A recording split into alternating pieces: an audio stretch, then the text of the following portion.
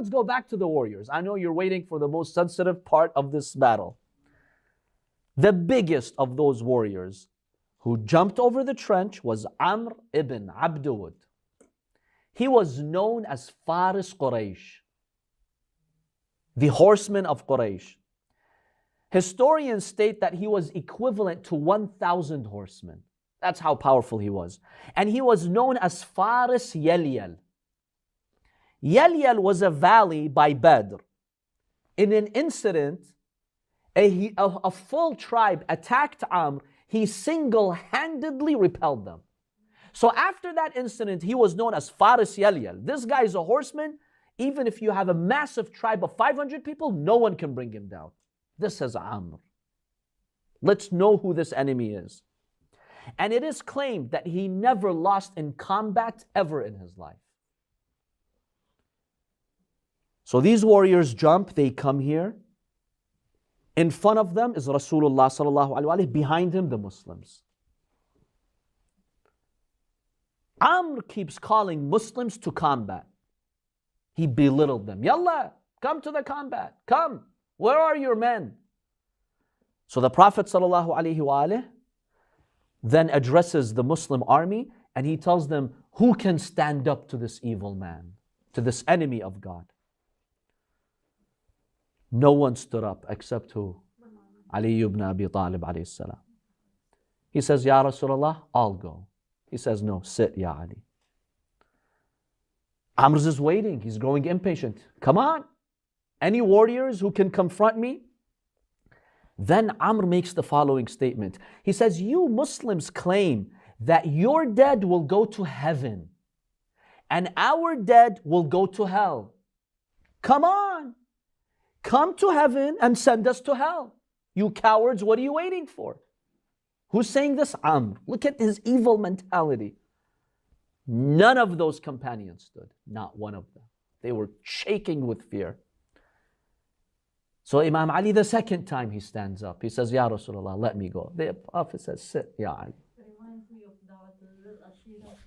Da'wat al-Ashira. Yeah, the Prophet kept asking them, who will represent me? No one except Imam Ali accepted.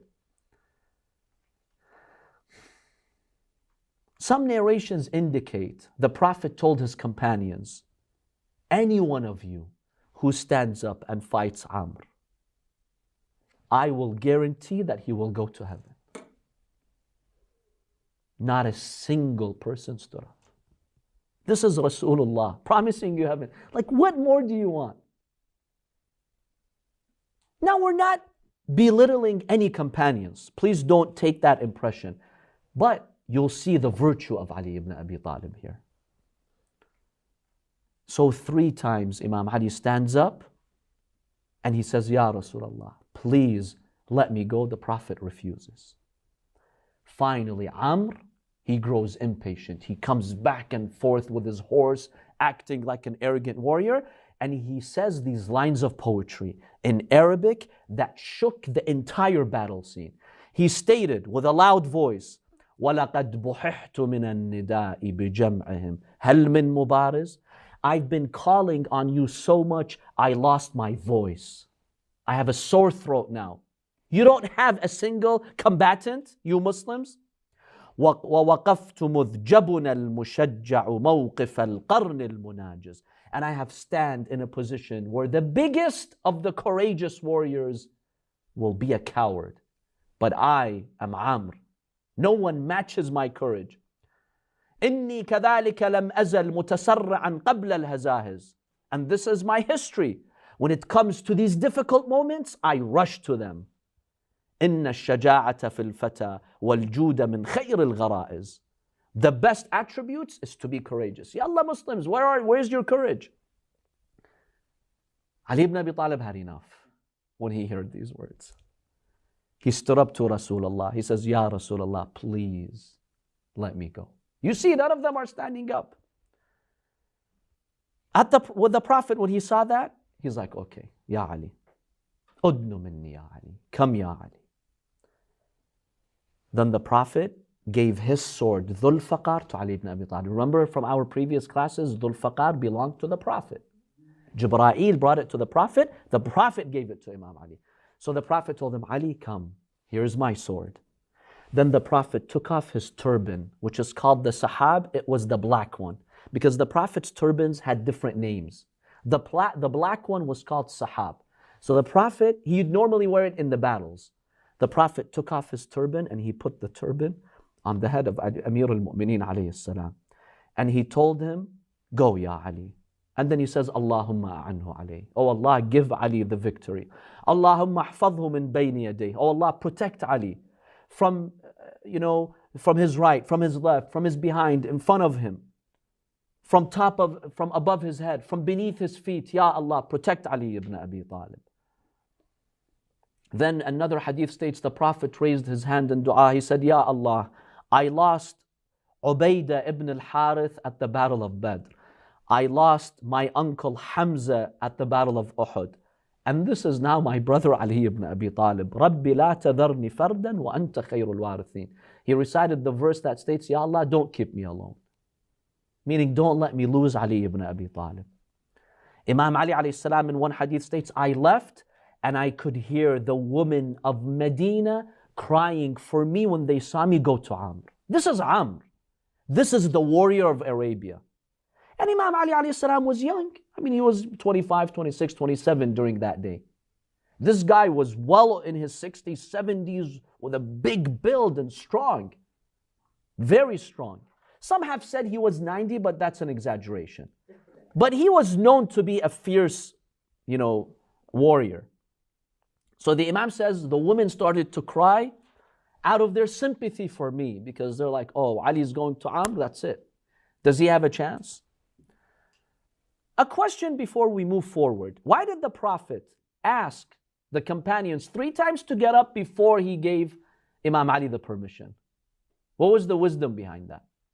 So no one could say that they didn't get it. Exactly. No one has the excuse and say, well, Ali ibn Abi Talib, he's this warrior. Had you given us the same opportunity, we would have gone. No, you would not have gone.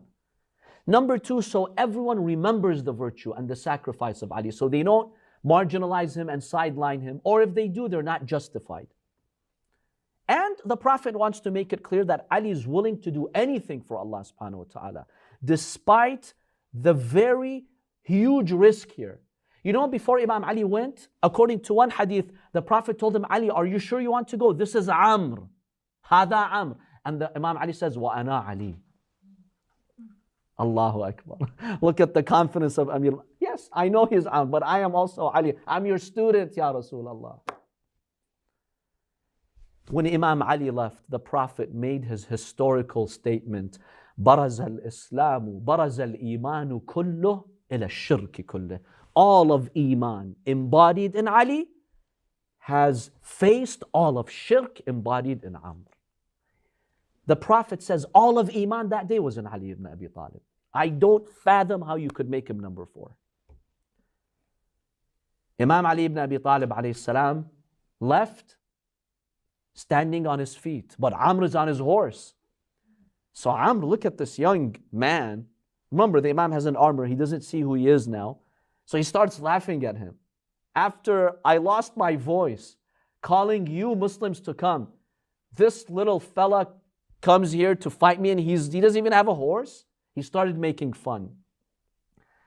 But Imam Ali, when he gets closer to him, he responds to his lines of poetry by composing his own lines of poetry. You know how he says, وَلَقَدْ بُحِحْتُ مِنَ النِّدَاءِ بِجَمْعِهِمْ. Listen to the words of Imam Ali. He tells him, at this point he doesn't know who this person is. With a loud voice he tells him, لَا تَعْجَلَنَّ فَقَدْ أَتَاكَ مُجِيبُ صَوْتِكَ غَيْرُ عَاجِزٍ. Don't be in a rush. For he has come, the one who has responded to your invitation, but he has come strong. ذُو نِيَّةٍ وَبَصِيرَةٍ. He has a good intention. He has basira, insight. He has deen, not like you, Amr. وَالصِّدْقُ مَنْجَى كُلِّ فَائِزٍ. And truth will be the salvation for everyone who wants victory. I am on the path of truth. You are on the path of shirk. وَلَقَدْ دَعَوْتَ إِلَى الْبِرَازِ فَتًى يُجِيبُ إِلَى الْمُبَارِزِ. Amr, you've called us to combat. A young man has come to you who's willing to go for that combat. يُعْلِيكَ أَبْيَضَ صَارِمًا. And he's come to put his striking sword above your head. كَالْمِلْحِ حَتْفًا لِلْمُبَارِزِ إِنِّي لَأَرْجُو أَنْ أُقِيمَ عَلَيْكَ نَائِحَةَ الْجَنَائِزِ. And I hope soon the women will grieve over your body. The Arabs had a custom, when the warrior would die, they'd sit there for days just grieving. He says, soon I'll do that to your body. مِنْ ضَرْبَةٍ نَجْلَاء يَبْقَى ذِكْرُهَا عِنْدَ الْهَزَائِزِ. From a strike that is so powerful, it will reverberate in history. You know, when Imam Ali said these lines of poetry, he demoralized Amr. He won the battle when he said these words. That's it. Amr was not expecting this. Other Muslims were, as the Quran says, suffocating. This guy comes with these lines of poetry. This was not something Amr ever expected. Amr was so baffled, he says, Man ant? Who are you? Where did you come from? He told him, Ana Ali. He tells him, Ali ibn Abd Munaf? Which Ali? He says, no, Ali ibn Abi Talib. As soon as he tells him, I am Ali, the son of Abu Talib, he softens Amr. He tells him, oh, yabna akhi, oh, my nephew. Isn't there someone older than you who can fight me? I really don't want to spill your blood. And then he tells him, you're that little baby in the hands of, in the lap of Abu Talib? You're the son of Abu Talib? He told him, yes, that was me. He says, your father was my friend. Historically, I had a friendship with your father, and I really hate to kill you. Imam Ali told him, and I really don't hate to kill you. He told him, وَأَنَا أَكْرَهُ أَنْ أَقْتُلَكَ. Imam Ali says, لَكِنِّي وَاللَّهِ لَا أَكْرَهُ أَنْ أُهْرِيقَ دَمَكَ. Look at the power of Ali ibn Abi Talib. By the way, one analysis here. When Amr realized this is Ali ibn Abi Talib, why did he soften? He tells him, you know what, let's not fight. He's embarrassed to admit his fear. See, Amr had heard that at Badr, Imam Ali was the warrior. At Uhud, he was the warrior. He had heard about that. So when he was told this young Ali has come to you, he wanted to hide his fear by telling, your dad was my friend. Let's not do this. It was a way to save his face.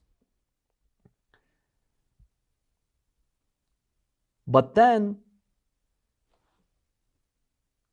Imam Ali ibn Abi Talib alayhi salam gave him three choices. Because see, the Imam is not bloodthirsty. The Imam does not want to kill. The Imam wants the truth.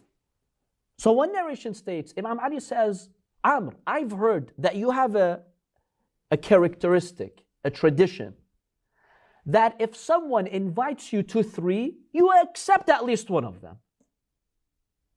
If you're asked to do one of three, I've heard the Arabs say that. He said, yes, that is true. If you ask me to do one of three, I will honor at least one request. The Imam says, okay. My first request, say La ilaha illallah, Muhammadur Rasulullah. Let's get this over with. He said, no, my nephew. I don't want this option. Come, what's your next option? He tells him the next option, go back to your land where you came from, don't fight. If Muhammad is truthful, then it's an honor for you that you didn't fight him. And if he's a liar, let the Arabs kill him. Why you have blood on your hands and put yourself in this situation? There's no need. He said, you want the women of Quraysh to say that I chickened out last minute? No, sorry. I can't. Tell me, what's the third one? The Imam says, okay, now that you've refused those first two, the third one, let's fight. Come, one-on-one combat. I'm told Ali, you're the first person in my life who's challenged me to combat. Nobody dares challenge me to a one-on-one combat. The Imam says, come, bring it on. Look at the courage of Ali ibn Abi Talib. So when he tells him that I don't hate to kill you and I want to kill you if you reject those two, he becomes angry. Amr, he makes a scene. He jumps from his horse. Remember, Imam Ali didn't have a horse. He was standing. So Imam Ali told him, is that fair that you're on your horse and I don't have a horse? So he came down from his horse. Then with one strike, he cut the legs of his own horse. The Arabs would do that to basically indicate that I am here to fight to death. My own trained horse that I just used to jump, I just killed it like that. Because when you cut the legs of a horse and let it bleed like that, it's going to die. When the Muslims saw that scene, they literally were dying from fear. A real warrior does something like that on the battlefield. So he cuts the legs of his horse. Then basically he comes towards Imam Ali ibn Abi Talib alayhi salam. Imam Ali ibn Abi Talib alayhi salam had a shield that's basically made from leather. Imam Ali didn't really have a strong shield. Amr had a strong shield, but not Imam Ali alayhi salam. He had a shield made from leather. So Amr comes like a fierce mountain, like you can just imagine his size being like 5 times bigger than Imam Ali alayhi salam. His body built and muscular, body. He comes and he strikes at Imam Ali. Imam Ali protects himself with that leather shield. But remember, it's a leather shield. So he cut the leather shield and the strike of Amr reaches the head of Imam Ali. He wounds the head of Imam Ali. Blood flows now from the head of Imam Ali ibn Abi Talib. Now he thought he was too fast for Imam Ali. Within seconds, Imam Ali ibn Abi Talib alayhi salam struck him so fatally on his shoulder such that he amputated his entire arm. He collapsed to the ground. Another hadith states Imam Ali, just like he cut the feet of the legs of his horse, the Imam Ali with a quick blow, even though he had been just struck on his head, with a quick blow, he cut his feet, causing him to collapse, on his face back, on his back. So just imagine that scene. With one strike, you cut his legs. So Amr fell. The Muslims didn't know what was happening. All they would see is dust. The Munafiqeen, when they saw the dust, they're like, Ali's dead. That's it. The Prophet has lied to us. Nothing. There's no victory today. So now there is that dust. The Prophet makes a dua for Ali ibn Abi Talib. Allahumma, he taught Imam Ali to say, Allahumma bika asul, wa bika ajul, wa bika adra'u fi nahrih. Oh Allah, through your power I am fighting. Oh Allah, take his evil and bring it back to his neck. So now, Amr is on the ground. Question, how did Amr fall on the ground? What did Imam Ali do? One narration states that when Imam Ali returned back to the Prophet told him, Ya Ali, what did you do to win victory? Like, I know Allah gave you divine guidance, but like a tactic that he used, what did you do? He told him, Ya Rasulullah, I distracted him. He told him how? I told Amr, look behind you. He thought that there was something behind him. So he looked with us for a second. If you lose yourself in the presence of Imam Ali for a second, you're gone. Within that second, the Imam cut his legs. Now some people could say this is deception because no, this is not deception. The guy is here to kill the believers and kill the Prophet. Of course you should distract him if you have a way to distract him. So some narrations indicate Imam Ali in a very beautiful way distracted him. In that, 1 second distraction, the Imam gave him that blow. SubhanAllah, it's truly fascinating. So now, the dust settles. The Muslims don't know what's happening. Some thought Imam Ali is dead. Now that the dust has settled, they see Ali ibn Abi Talib alayhi salam sitting on the chest of Amr ibn Wad. At that point, they knew that Allah had given them victory. One narration states in the book of Bihar that when the Imam was sitting on the chest of Amr, he was about to slaughter him, he got up. The Muslims were baffled. Some of them wanted to intervene. Like, what's going on? What's happening with Ali ibn Abi Talib? Then the Imam came back and he finished him off. The Prophet asked him later, Ya Ali, the companions are wondering, why didn't you kill him instantly? He said to him, Ya Rasulullah, when I was sitting on his chest, he cursed my mother and he spat in my face. I got angry. I wanted to make sure that I have no personal reason to kill him, and I am killing him purely for God. Now, this is a learning moment. We all know that Imam Ali, even if he didn't, get up and take a round, he still would have killed him for the sake of Allah. But he's teaching the companions, when you do something, do it for God. Make sure you have the right intention. So Imam Ali alayhi salam comes back to the tent of the Prophet sallallahu alayhi wa alayhi, with the signs of victory, and he had severed the head of Amr ibn Wud, and he said, "Ana Aliyun wa ana ibnul Muttalib, al-mawtu khayrun lil fata min al-harab." This is Ali, I come from the line of Abdul Muttalib. It's better for me to die than to run away, like some other companions. So the Prophet sallallahu alayhi wa alayhi sees that Imam Ali has come with victory. One narration states when Imam Ali was coming back from the battlefield to the tents of the Muslims, he was walking boastfully. The Prophet looked at him, he told him, "Ya Ali, this walking that you're walking right now, boastfully, arrogantly, Allah hates this walk except in a moment like this. When Islam has destroyed shirk, Allah wants you to walk like that." To show those 10,000 evil enemies on the other side who we are and how Allah gave us victory. So it's because it demoralized the enemy. When they saw Ali ibn Abi Talib walking like that after killing their biggest warrior, that's it. The battle was done. It was over. Now Imam Ali alayhi salam, his head was wounded severely. So the Prophet sallallahu alayhi wa alayhi basically put a piece of cloth around it like a band-aid, and then the Prophet blew on it. Instantaneously, Allah healed Imam Ali from that wound on his head. But then the Prophet said, "Ayna akun idha khudba hadhihi min hadha."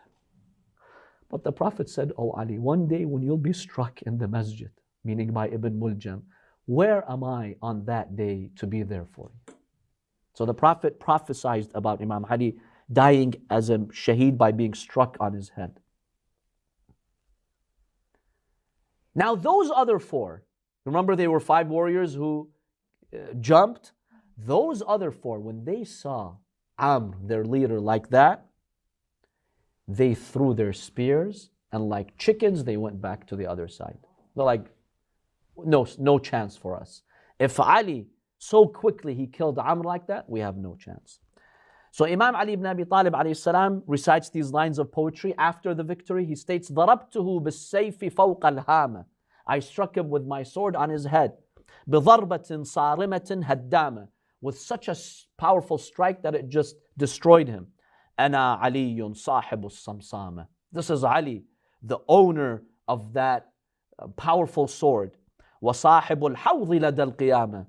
And it's not just dunya. On the day of judgment, I'll have a special status at the Hawd. أخو رسول الله ذي العلامة. I am the brother of the Prophet who has the sign. وقال إذ عممني العمامة عممني عمامة أنت الذي بعدي له الإمامة. There's one other interesting thing. When the Prophet was mobilizing the companions to go and fight, he asked them to go and fight. He told them, "I promise, not only will you go to Jannah if you die, but if you live after me, you'll be the Imam." So Imam Ali, in these lines of poetry, he says, when the Prophet gave me his turban, he told me that you will be the Imam after me. See, all these were indications that Imam Ali was the Imam, because the Prophet told the companions, Allah will choose you as the Imam after me. Who's willing to go? None of them went, except Ali ibn Abi Talib alayhi salam. Now, Amr ibn Abdud had a very expensive, fancy body armor, such that the Arabs considered it to be the most expensive armor in Arabia. When Imam Ali alayhi salam came back to the tents, Umar ibn al-Khattab greeted him. He told him, "Ali, why didn't you loot it?" Because the rules of engagement at that time is that when enemies come to fight you, you can loot their goods. It's spoils of war. It's legitimate. So Umar, look at what Umar thinks about, by the way. I mean, look at his vision here. I'm not going to say more than that. The first thing he says to Imam Ali, why didn't you take off his armor? Imam Ali ibn Abi Talib alayhi salam states, when I struck him, that was the only thing covering his body. And I was ashamed to leave him unclothed. In another narration, Imam Ali ibn Abi Talib alayhi salam further explains. He says, when I was sitting on his chest and I was about to kill him, told me, Ali, I have one request. I told him, sure, what's your request? He says, don't strip me. Because that was for Amr the worst of humiliation. The big warrior, at least let me lie on the ground with my armor on. The Imam says, do you know who you're talking to? This is Ali ibn Abi Talib. Do you think I care about these things? So the Imam refused to strip him from his clothes. But la ilaha illallah, we see what this ummah did to Imam Hussein in Karbala.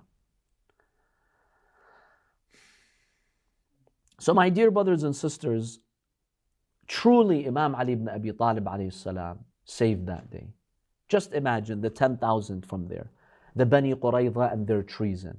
And the Muslims are shaken. Most of them even abandoned the Prophet sallallahu alaihi wasallam. Only, some of them remained.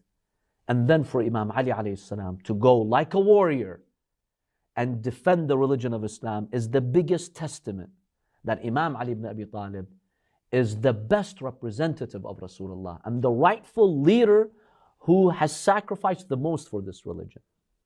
So next, inshallah, we'll see what the Prophet said. The Prophet gave Imam Ali a medal of honor after this. Inshallah, we'll examine the deeper meanings of that, in which the Prophet said after this, ضَرْبَةُ عَلِيٍّ يَوْمَ الْخَنْدَقِ, the strike of Ali on the day of Khandaq, أَفْضَلُ مِنْ عِبَادَةِ الثَّقَلَيْنِ, is better than the worship of the humans and jinn from the day of Adam until the day of judgment. How many good deeds has humanity offered in the path of Allah? This one strike of Ali has more value in Allah's eyes than all of that combined. And then we see ignorance, like Ibn Taymiyyah, rejecting this hadith for very silly reasons. We'll examine that in our next class. وصلى الله على سيدنا محمد وآله الطيبين الطاهرين.